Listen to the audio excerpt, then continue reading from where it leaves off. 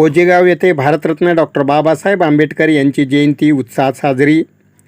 औंढा नागनाथ तालुक्यातील गोजेगाव येथे भारतरत्न डॉक्टर बाबासाहेब आंबेडकर यांची 135वी जयंती मोठ्या उत्साहात साजरी करण्यात आली। तथागत गौतम बुद्ध व भारतरत्न डॉक्टर बाबासाहेब आंबेडकर, राजश्री शाहू महाराज, भगवान बाबा यांच्या प्रतिमेस पुष्पहार अर्पण करून अभिवादन करण्यात आले।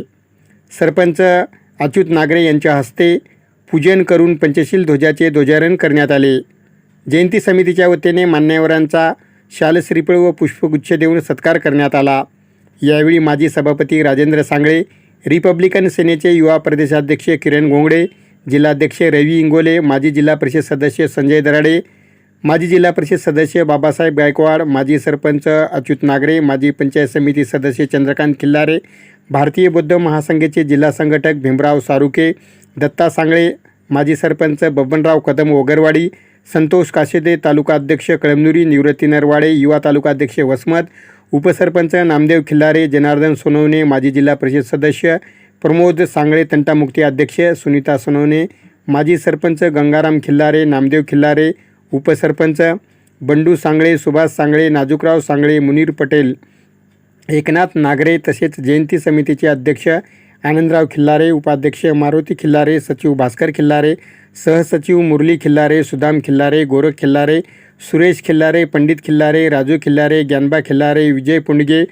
तुळशीराम पडघणे, श्रीराम खिल्लारे, नामदेव खिल्लारे यांच्यासह उपासक व उपासिका यावेळी मोठ्या संख्येने उपस्थित होते। दुपारी 4 वाजता गावातील प्रमुख मार्गाने तथागत गौतम बुद्ध व भारतरत्न डॉक्टर बाबासाहेब आंबेडकर यांची प्रतिमा फुलांनी सजवलेल्या ट्रॅक्टरमध्ये ठेवून भव्य मिरवणूक काढण्यात आली। मिरवणूक संपल्यानंतर भोजनाची व्यवस्था जयंती समितीच्या वतीने करण्यात आली होती। या कार्यक्रमासाठी जयंती समितीची पदाधिकारी व कार्यकर्ते यांनी अथक परिश्रम घेतले।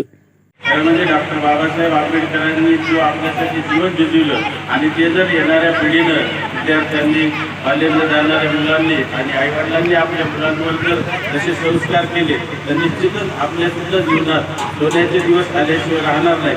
त्यामुळं महामानवांच्या जयंत्या आपण त्यांच्या विचाराने आपल्या जीवनात आत्मसात करून सर्वांनी साजऱ्या कराव्या एवढी विनंती। बाबासाहेबांनी ज्या बाबासाहेब एक काळ आपला असा होता की आपल्याला खायला अन्न नव्हतं, एक काळ असा होता की आपल्या अंगात घालायला कपडे नव्हते, परंतु बाबासाहेबांच्या पुण्याईनं आज आपण माणसामध्ये आलो। आपल्या पोटभर खायला भेटायला आपल्या घरामध्ये भरपूर काही धान्य आहे, अंगामध्ये कपडे आहेत, पण पुन्हा एकदा आपली हळूहळू मानसिकता फार बिकट होत चाललेली आहे।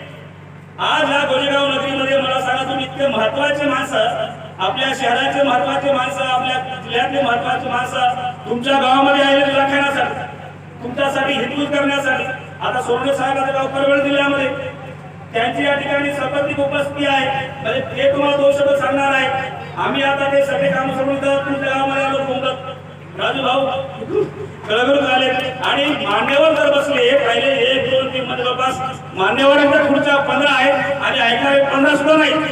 म्हणजे महिला मोजून 4 आहेत, इकडे आपले 4 कार्यकर्ते बसले, ते लहान लेकरं 5-6, म्हणजे मंचावर 15 आणि समोर 10 अशी परिस्थिती होत असेल तर भविष्यामध्ये बाबासाहेबांचे विचार आपण कसं पेरणार आहोत?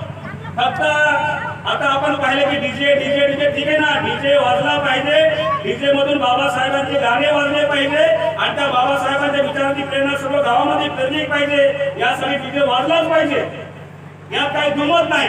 कारण दुसरी गोष्ट एवढीच खरी आहे, जर बाबासाहेबांचे विचार आपण असे एकमेकात बसलो, 100-200 माणसं ऐकले, त्यांचे लहान लेकरं जर बायका या ठिकाणी घेऊन आल्या, बायाच्या आपल्या घरातले जर 2 लेकरं असतील आणि जर 2 लेकरं या ठिकाणी आपण आणल्या कार्यक्रमासाठी, तर हे जे लोक बोलणारे असतात ते बाबासाहेब सांगत असतात, महापुरुष सांगत असतात, म्हणजे लेकरांच्या मनामध्ये कुठेतरी बाबासाहेबांचे विचार पेरले जातील आणि मुलांना देखील बाबासाहेब कळतील, यासाठी अशा प्रकारचे व्याख्यान कार्यक्रम असतात। आणि खरंच अतिशय दुर्दैवाची गोष्ट आहे की आज एवढ्या मोठ्या कार्यक्रमामध्ये एवढा मोठा बोलवाडा असून एकदम कमी लोक या ठिकाणी आलेले आहेत।